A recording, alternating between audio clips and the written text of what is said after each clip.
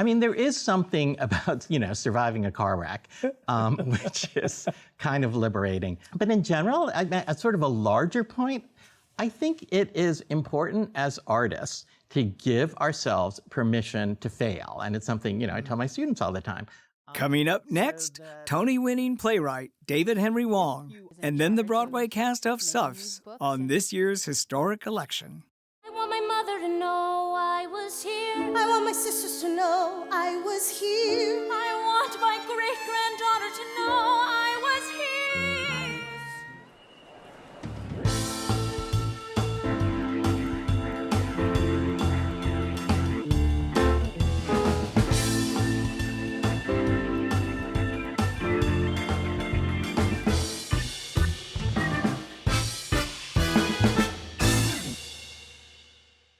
Hello, I'm Patrick Pacheco. Welcome to Theater, All the Moving Parts. First up, we explore with playwright David Henry Hwang the current Broadway revival of Yellowface, which deals with crises of Asian American identity within the theater and in the turbulent world of international politics. Then the cast of Suffs is here to talk about what it means to have a female presidential candidate, more than 100 years after suffragists paid a steep price to win the vote for women. Welcome, David. Thank you. And congratulations on one of the bravest, boldest, and funniest plays in recent times. Oh, well, thank you. I have to say that at the start that fundamentally Yellowface is about the mounting of your notorious 1993 flop, Face Value. But Yellowface is also a surreal hall of mirrors that blends fact and fiction, tackles complex issues of Asian American identity and political correctness, and features humiliating and turbulent events drawn from your own personal life. And on top of all that, David, you put yourself in the play in the lead character called D.H.H., and is played in this production by Daniel Dae Kim. Why did you put a portrait or a version of yourself, and not a very complimentary one, in the play? Well, a couple things. First of all, when this all starts with the protest against the casting of Jonathan Pryce as the Eurasian pimp in the original production of Miss Saigon when it comes to New York in 1990. And that was the first sort of major Yellowface protest, a really early culture wars incident. And I was part of that. Some people feel like I instigated that, which I think is maybe giving me too much credit. But it was... You were asked to lead it because by this time you'd won the Tony Award for M. Butterfly. B.D. Wong in the production had also won a Tony Award. And the two of you were considered the leading spokespeople for Asian American actors. Yeah, I think we had visibility. And so I wrote this letter to Actors Equity objecting to the casting. And that sort of kicked off the whole brouhaha.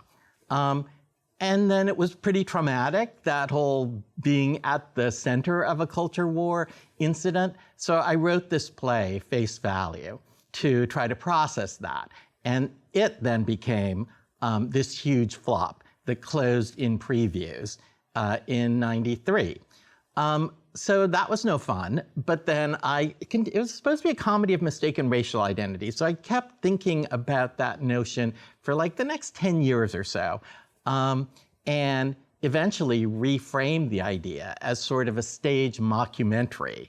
And so I knew that the show was going to have a lot of comedic fun with the growth of multiculturalism. And if I was going to make fun of somebody, I might as well just make the lead character me, because that way, I could only offend myself. What happens, of course, is that Equity listens to you and does not allow Jonathan Pryce to take on the role. Cameron McIntosh, the producer, cancels the production. Equity reverses the decision, and you end up, or DHH, ends up with egg on your face. What was the chief lesson you learned from that whole episode? So first of all, I feel like in the longer run picture of it, we sort of lost the battle but won the war, in the sense that this was the first time that this issue of yellowface had been raised with any profile in American history. And so, yes, Jonathan Pryce ended up doing the part on Broadway. And winning the Tony. And winning the Tony and getting a lot of praise. And yay for him, because he's a perfectly good actor. But Cameron Mackintosh, the producer, also said when Pryce was reinstated by Equity and allowed to do the role, that yes, Pryce would do it initially, but then the role would always be cast with an Asian actor, the role of the engineer, which has proven to be the case in the intervening years. And after the Miss Saigon incident, since then, at least producers were put on notice that if they were going to do this, if they're going to do yellowface casting, it would be, they'd have to deal with a lot of stuff, and it would, there'd be a lot of trouble. And so I do think that it kind of worked out in the long run. In the play itself, when Equity reverses its decision to allow Jonathan Pryce to come in, a character says to you, tells you to come out and protest, and you respond, or at least DHH responds. But this artistic freedom thing between you and me, I think this is trying to make us look bad. Does political correctness, for want of a better term, have a point of diminishing returns? Is that what you were getting at? I think that the real me, when faced with sort of standing up against really the entirety of the New York kind of cultural and artistic and political scene. Dick Cavett on his nightly talk show called it the bonehead decision of the year. Charlton Heston weighed in, Mayor Ed Koch weighed in, and nobody was on our side. And I think to be honest, and now looking back at it from decades in the future, I think I was a little traumatized by the whole thing. And I got a little scared, and I pulled back, which in the play is portrayed in the scene that, in sort of a comic way, in the scene that you're referring to.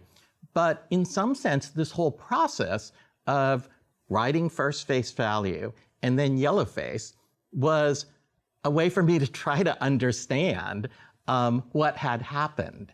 And so I think that in the play, the DHH character pulls back and spends most of the play then trying to protect his reputation as an Asian American role model while actually not doing anything until there's a reversal at the end.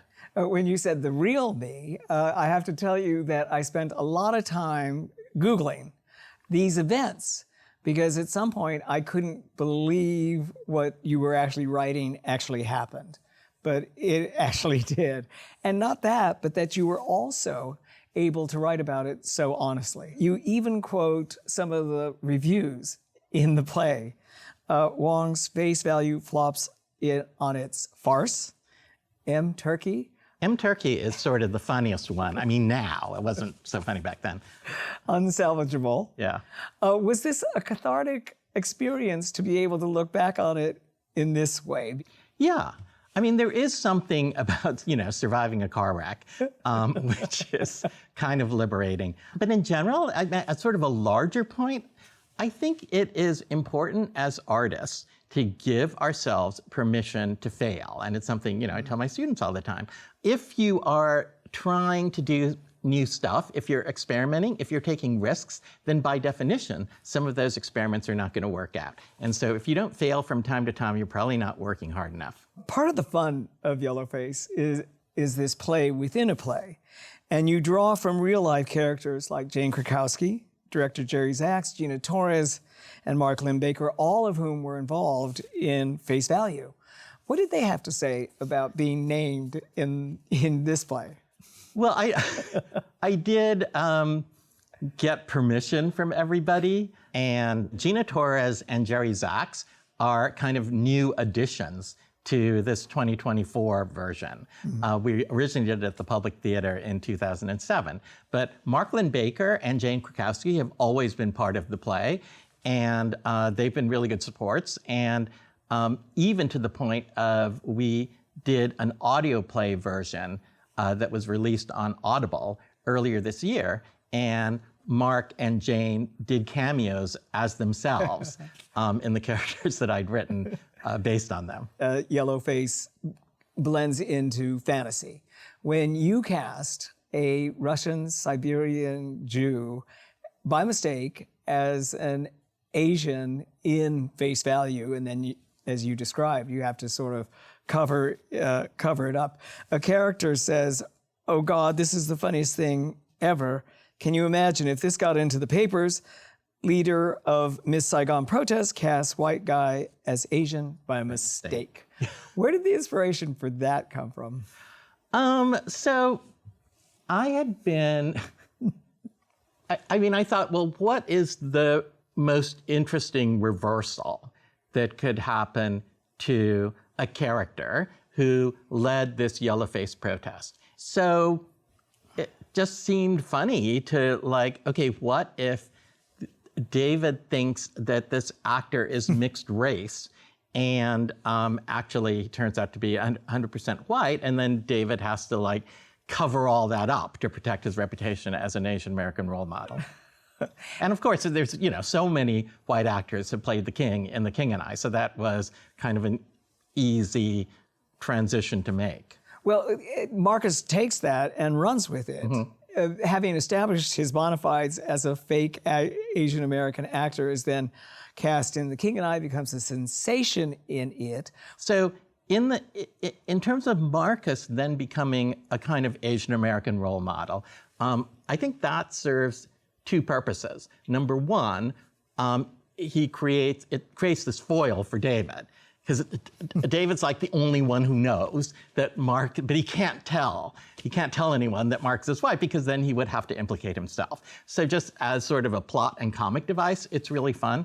But also maybe the larger comment is, especially at that time, just like there was a paucity of roles for Asian actors, there was such a paucity of visible Asian American actors, period. So anybody, okay, he doesn't quite look Asian, but everybody says he's Asian, and he becomes a star in The King and I, and that's good enough to be, oh, at least we have someone who can represent us in terms of the community. Later on in the play, of course, Marcus, this character, played by Ryan Eggold. Yes. Right?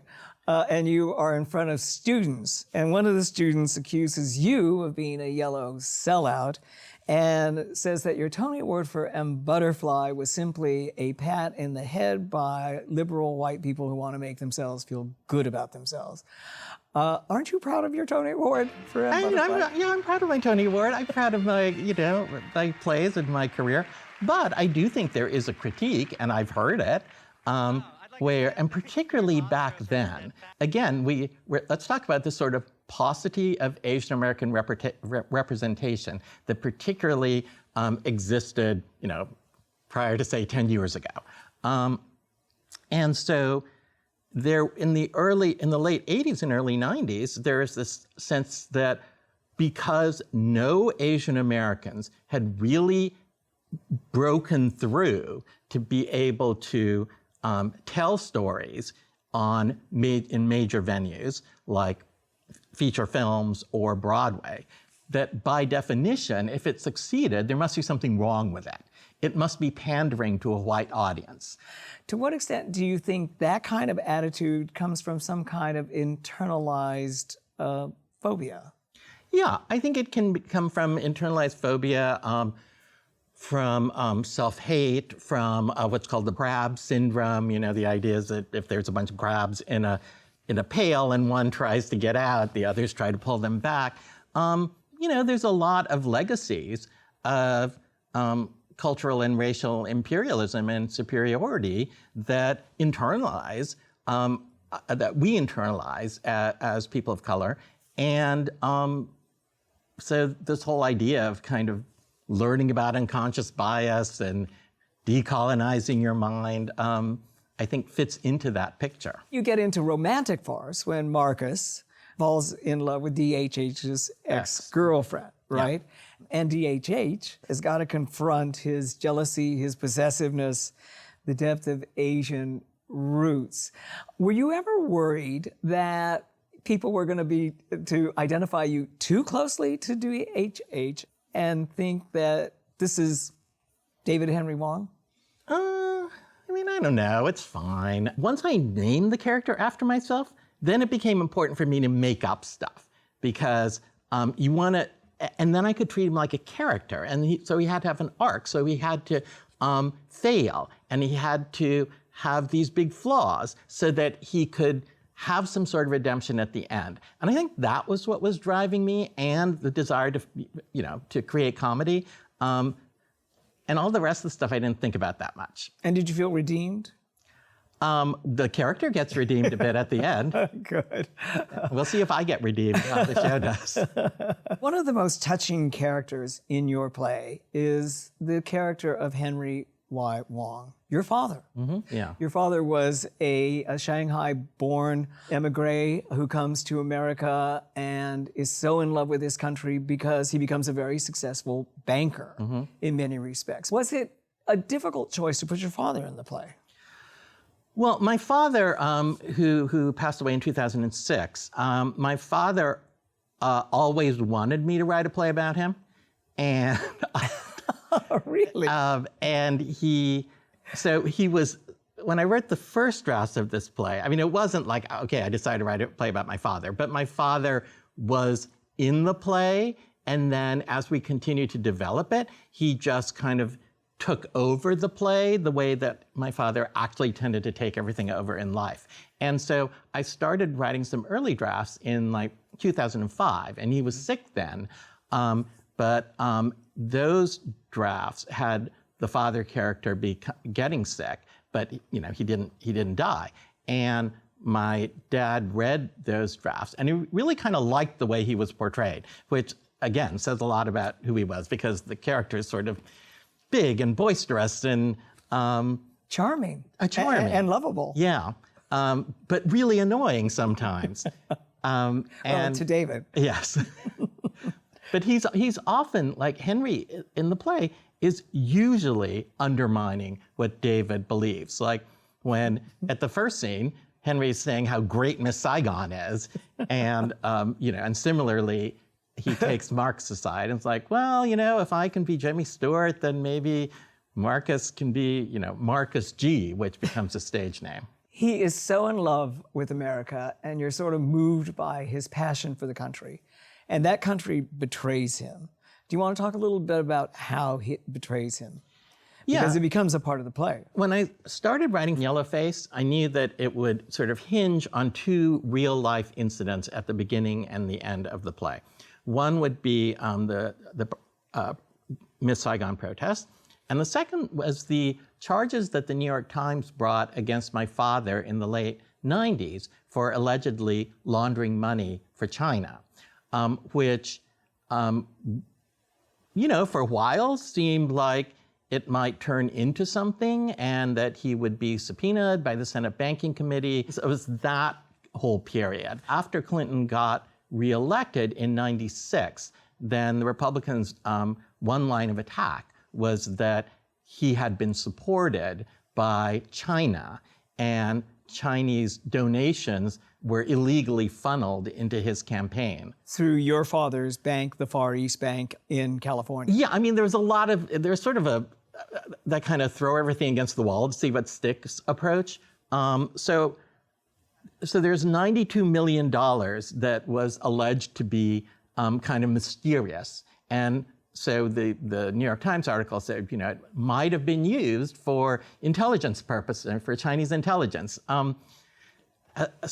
So my dad got kind of taken down by that. The larger picture that you're dealing with is that perennial, quote unquote, yellow peril. Yeah. Right? This fear, the xenophobic fear that has always been applied to anybody that's Asian American as well. And you get caught up in it. Again, I wasn't able to Google it because it didn't come to anything, but there's a character name withheld under advice of counsel. The New York Times went after you, is that correct? Well, that's one of the things that may be true or may not be true in the play. What you can find, and you probably did find, was that the article, the initial article about my father in the New York Times also names me. as his son, David Henry Hwang. His office is decorated with a poster from M. Butterfly, the Broadway hit written by his son, David Henry Hwang, who was for a time on the board of the bank. Right. So that is what drew you in. Yeah. And you had no hesitation to bring in the New York Times. In fact, the New York Times review of the 2007 production by Bent Brantley said, I'm a little uncomfortable about this all. Yeah. Did you hesitate to bring in the New York Times knowing they were going to review the play? I mean, if I was going to tell the story at all, the story is about the New York Times accusing my father, the same way that the New York Times was complicit in the accusations against the Los Alamos nuclear scientist Wen-Ho Lee, who, as it turns out, was unfairly accused of giving secrets to China, but was held in solitary confinement for 9 months until he was finally released and an apology was issued. So there was just a web of anti-Chinese, maybe hysteria, which Asian Americans got caught up in the late 90s, and the New York Times played a big part in all of that. Your father also is involved, and he probably would have been happy, although it was written later, in Soft Power, your new musical with Jeanine Tesori. You are no shrinking violet when it comes to very, very complicated situations. It's based against a real life event in which you were attacked on the street and stabbed in the back of the neck, had to undergo surgery for 5 or 6 hours, a random event in Brooklyn. Yeah. The perpetrator was never found, but that kind of, this character, DHH, Again, yeah, I wasn't planning on doing it again, but what other Asian player got stabbed in the neck? So has a fever dream, and you'll excuse me that I'll read the description of it. Yeah. In a fever dream, Hillary Clinton, this takes place just after the 2016 election. In a fever dream, Hillary Clinton falls in love with a Chinese producer who is obsessed with The King and I, and it combines vintage musical comedy with global realpolitik and racial and social conundrums. And I forget what I really should know. I forget that it's such a big, big show. Still I dream that our people can be. They can be wise enough. So, where is it now? I attended a rehearsal and loved it some years ago. It's been done in various places. What inspired that, and what are kind of the themes of it? So the original idea on that was that I wanted to write a reverse King and I. And I got Jeanine Tesori to agree to work with me, which when Jeanine agreed, I thought, okay, maybe we can do this. Maybe we can pull this off. She's arguably our greatest living musical theater composer and knows so much about musical theater.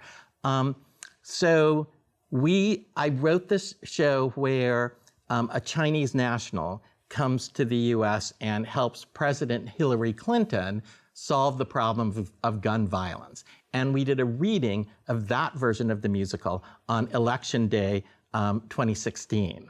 So the next morning, I called up Lee Silverman, our director, and I said, okay, I think this is going to be bad for the country, but it could be good for our musical. And so now the musical is about a Chinese national who comes to the US and forms this, sort of Anna the King-like bond with Hillary Clinton, who then loses the election. And they're trying to figure out how to deal with the aftermath of that. But also my stabbing got into it because as I was writing the draft, I just started writing about my stabbing. And I thought, this is never going to make it into the show. This is just something I need to do. But it actually turns out to be a pretty pivotal plot event in the musical. And we did it at the Public in 2019, right before the pandemic. It was a finalist for the Pulitzer in 2020. And we just opened a new version. Jeanine and I did a lot of work on it at Signature Theater in Virginia. where it has been quite well received, and it's running through mid to late September. Great, that's terrific. You did mention Lee Silverman as the director of Soft Power. She's also the director of Yellowface. Yellowface as well, and has been for quite a long Lee time. and I, our first collaboration was on Yellowface for the public theater production, and at this point we've worked on, I don't know, depending on how you count it, 6 to 10 shows together. And Lee, of course, was just Tony nominated for Suffs. Yeah. How are you feeling about the revisions of Soft Power now in the middle of this presidential year?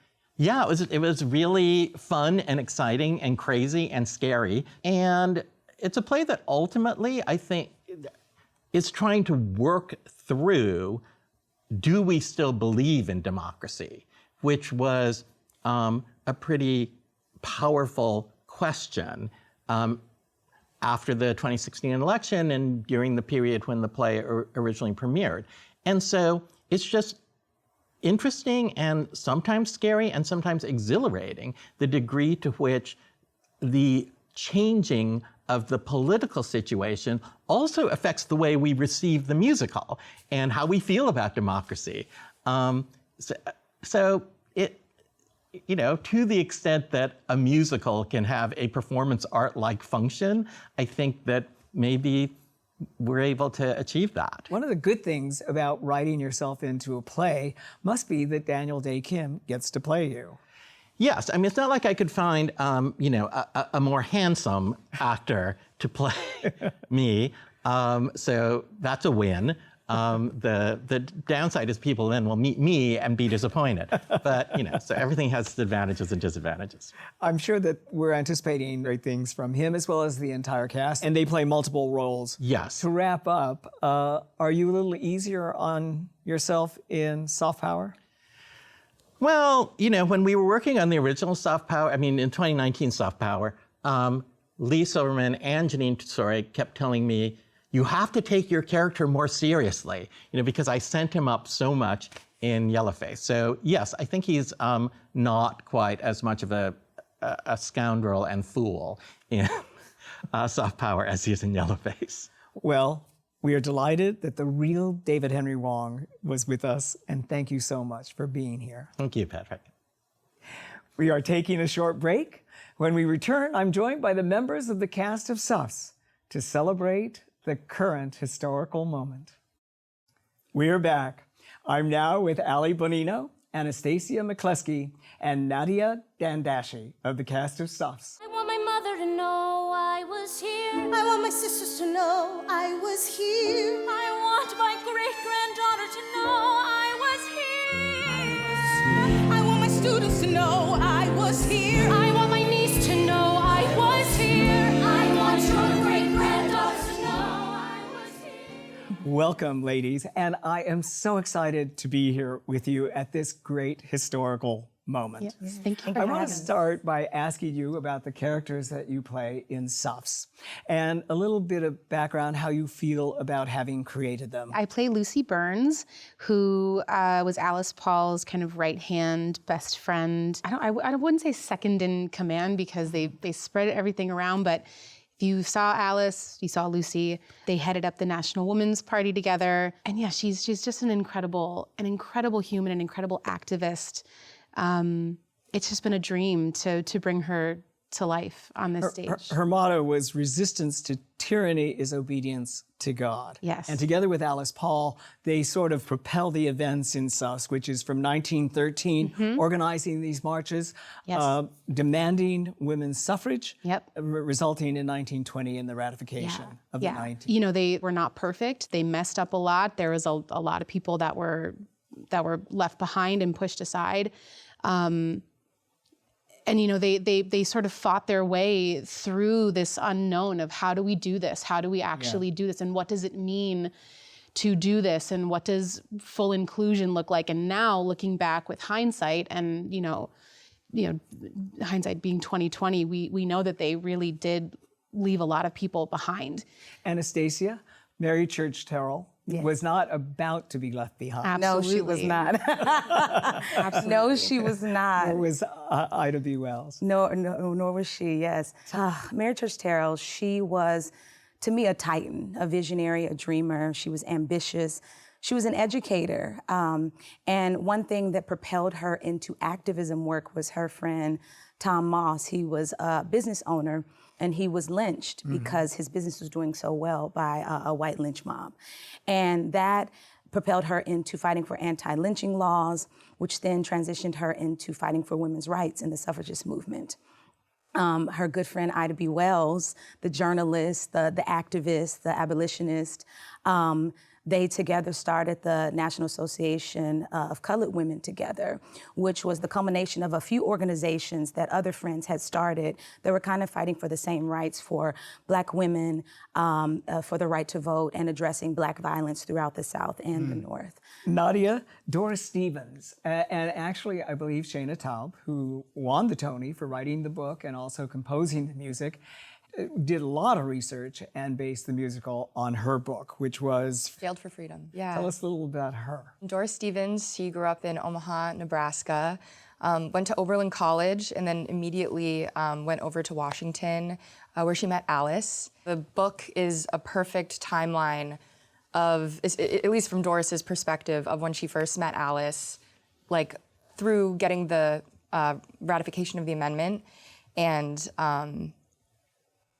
the book is incredible because it's her opinions, her point of view. When she first meets Alice, that little chunk of the book is so sweet to me. I mean, the character work that I was able to draw from the book was just amazing. Like her actual opinions and all of the details that we weren't able to include in the musical. Things about when we first picketed at the White House, going into jail and what Occoquan prison was like. And the hunger strikes, the and the hunger sacrifices strikes. that these women made, which makes this historical moment so pivotal and so thrilling and so resonant with SUFS. So I wanted to ask you, how did you feel when you realized that the Democratic nominee for President of the United States was going to be Kamala Harris? Let's start with you, Anastasia. Wow, I had mixed feelings, I'll be honest. I was excited, yes, because the potential of having our first woman president and she be a Black and Asian woman, that's exciting. I thought about my grandmothers. My mother's mother was still alive when Barack first took office. Tell us her name. Her name was Hattie Guthrie. So that was exciting. And I think about them every night when I do the show. And then I was also just thinking about what this will do to and for Black America, specifically Black women, how we will be dissected and looked at, how we might be criticized and judged. But then I'm optimistic, and I think it's going to give us a bright future. I have so much more hope now in our country, and I'm ecstatic. I think about my nieces that are 21 and 2, and they get to witness this in their lifetime. So it's a gift, and it's exciting. I'm overjoyed. Nadia? I agree. I think it was mixed feelings at first just because everything was happening so quickly. Yeah. But then, like, to watch the DNC in her speech last night, like, the reminder of being in the highest position of power, arguably in the world, and to have it be a Black Indian woman who has a hard name to pronounce. Like, whenever she says that, it's to have her on that pedestal it means a lot.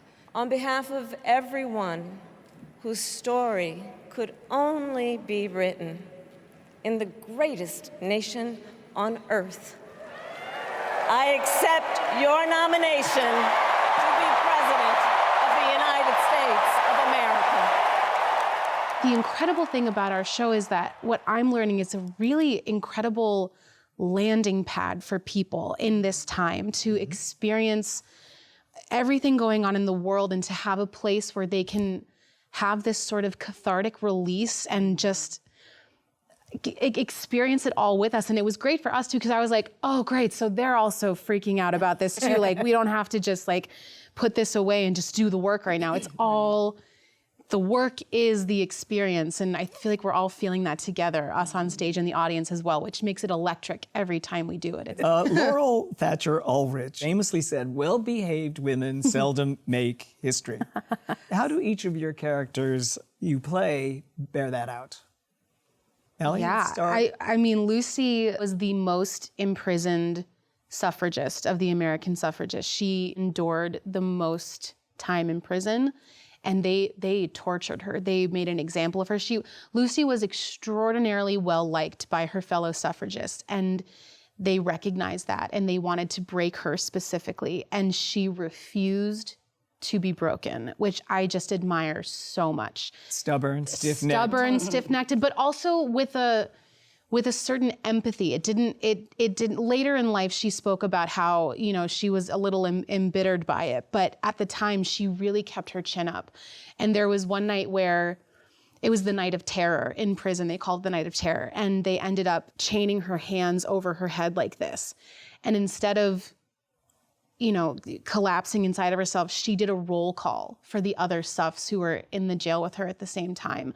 Like, just to have this sort of presence of mind to have just been so brutalized by these men who hate you, to be like, no, I'm still going to be the leader. I'm still going to show up for these women, to have a roll call. And she was just, I mean, I talk about well-behaved women seldom make history. She was not well-behaved. There was one week where I think she was arrested 5 or 6 times. She went to the lines to picket. They arrested her. They released her. She went right back to the lines. Like, that is dissent in its truest form, with real repercussions. And during these marches, they were spat at by men on the side. They yeah. were yelled at. They were spat at by women on the side Yes. as well. It was not unified by any means. Yeah. Obviously, Mary and Ida were told to march in the back out of sort of safety, and also they didn't want to distract the goal in many ways. They weren't having it. No, they they marched right in with their delegations. Yes, they did, and they were very persistent, especially both of them, but very persistent on reaching out to the National Women's Party, Alice Paul, and saying, no, we are going to march where we need to march because our voices need to be heard. Because if we don't get the right to vote, we could go even further back, as not just as Black people, but as Black women. Because it was the double whammy. It's like, we're Black, but we're also women in this American society. But when I think about Mary, you know, Mary did things that a lot of people didn't do from the beginning. She was the first at many things.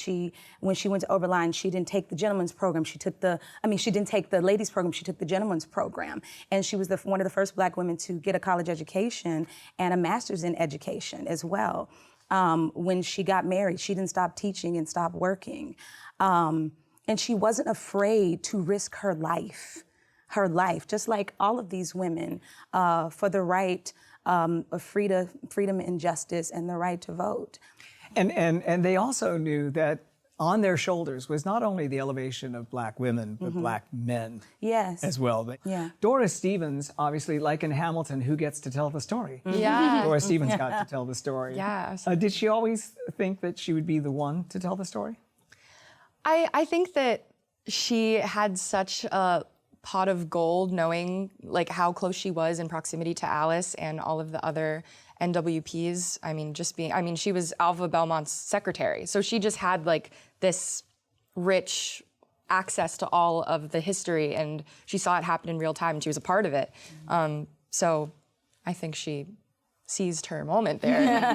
Nadia, we hear the word suffragette and we hear the word suffragist. Can you tell the viewers what's the difference? I can. There's a whole little cute scene in our show where I'm schooling Dudley Malone on, he calls us suffragists, and I explained that suffragist is kind of a term that the papers have given these women to like demean them and belittle them a little bit to make it sound cutesy, suffragist. And I know that in England they did call themselves suffragists and it was empowering.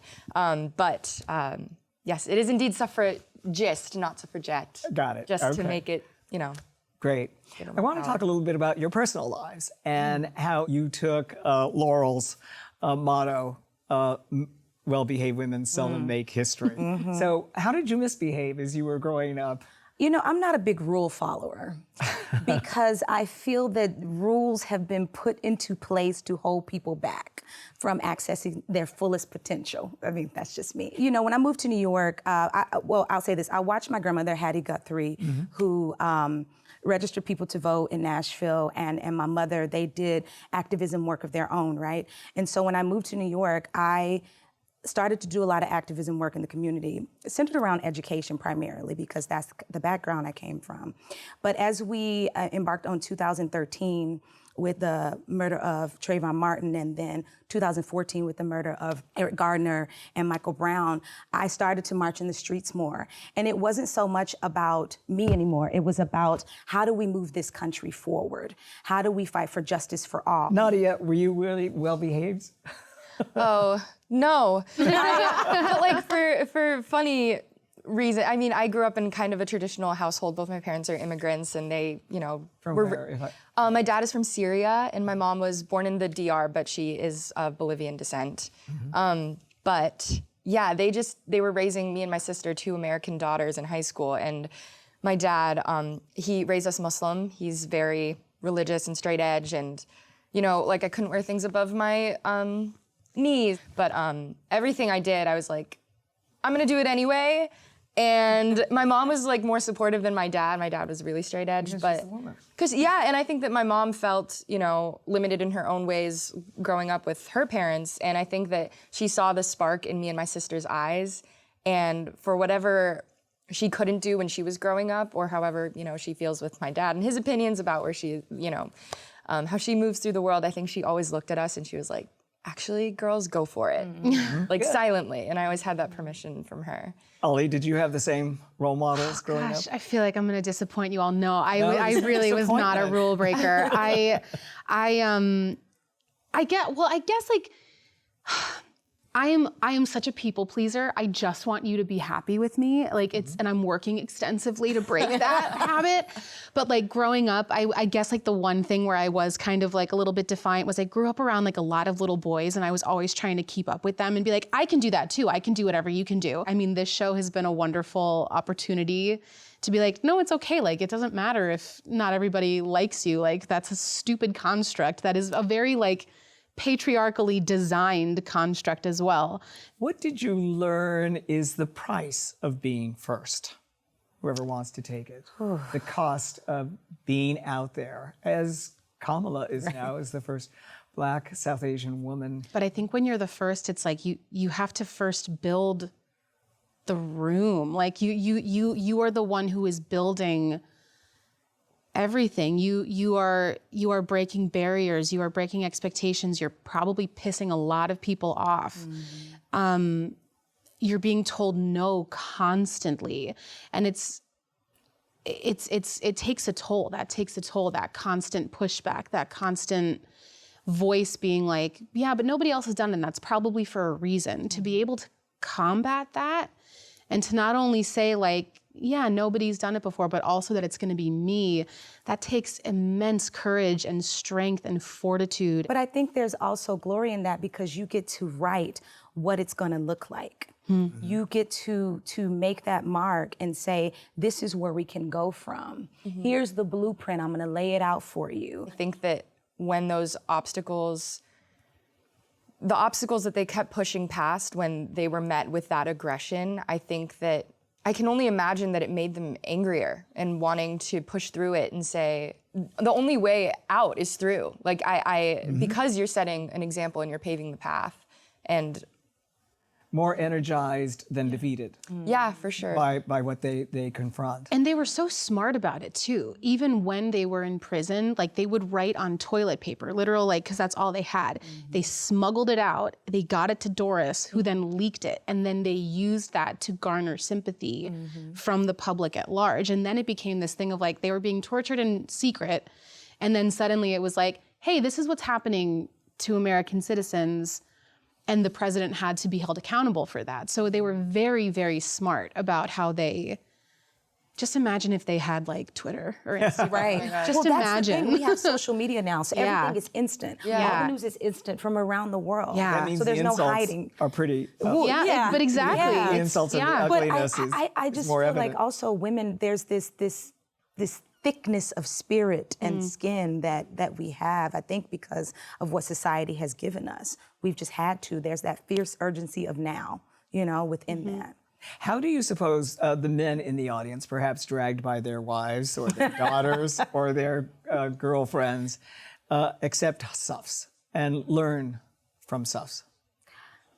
I think they love it. Yeah. Honestly, when I look out in the audience, especially when I look at the young men, the teenagers, the young men, they seem very excited to learn, but to also see what these women fought for.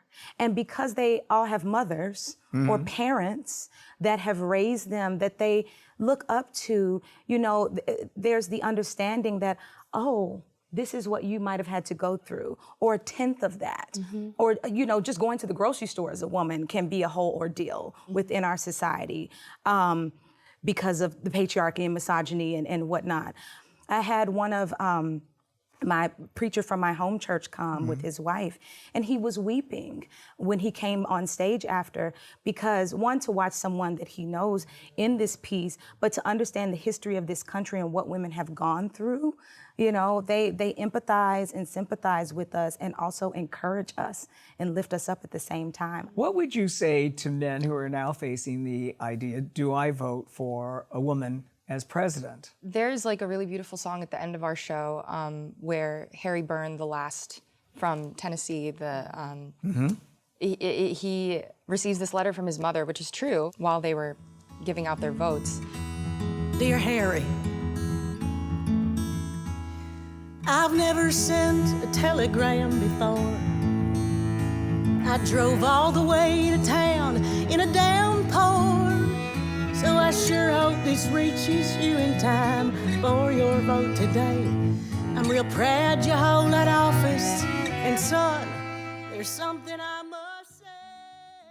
And I think that the most important thing is to think about the future and your children. And if you had a daughter, what kind of world do you want her to live in?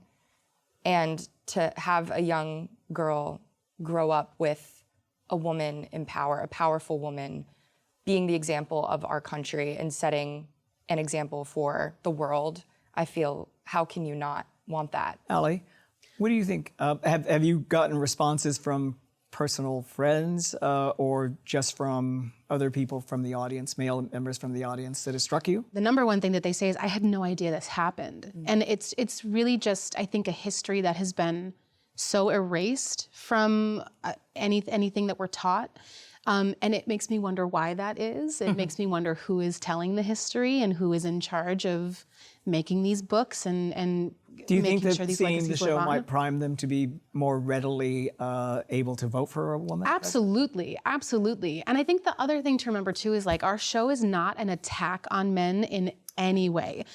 I don't want to speak for all men. There may be some men who come to see the show and are grossly offended by it, but I think on the whole, our show, it's not an attack on anybody, really. Even Wilson, I mean, we poke at him because he was very complicated, not a great guy, but there's no point where we're like, men are the problem, men are the issue, it's men, blah, blah, blah, they're ruining the world. It's not that at all. We are presenting the history as it happened. Take it or leave it. This is for you to digest. We welcome the conversation. We welcome your discourse, but it's not an attack on men. We're seeing a rise of women in general, take power and take leadership. And I think people feel like they might be left behind. What they are missing is that when you put the most marginalized people in power, they fight for everyone. And I think Black women, Black trans women, they fight for everyone. They're not gonna leave anyone behind. How do they get over that? I think conversations. I think we have to commune and talk and listen to men, but also they have to listen to, women and people that aren't like them as well, so that we can bridge that gap that Mary Church Terrell so desperately did and was persistent in. and understanding each other. And you also have the history, again, of people like, obviously, Shirley Chisholm, who was kind of dismissed, made fun of in 1972, Yeah. the first first woman to run for president, actually. Then you have Annie Lou, Hamer, obviously Rosa Parks as well.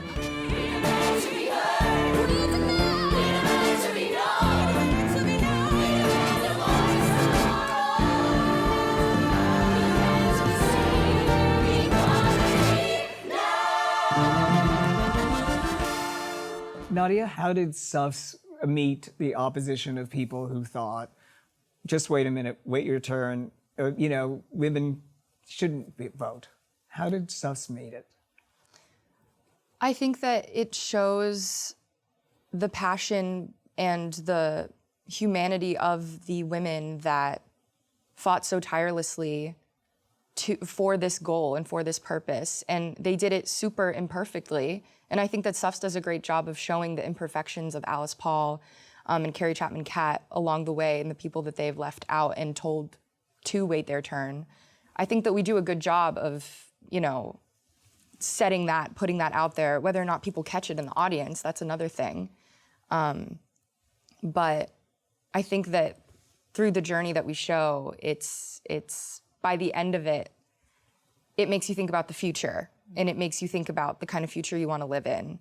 Because I feel so often, like with the presidential election, it can just feel like a popularity contest. And it's so easy to not look at the facts, especially with people who do not have access to education to really, or the interest to really learn about each of the candidates.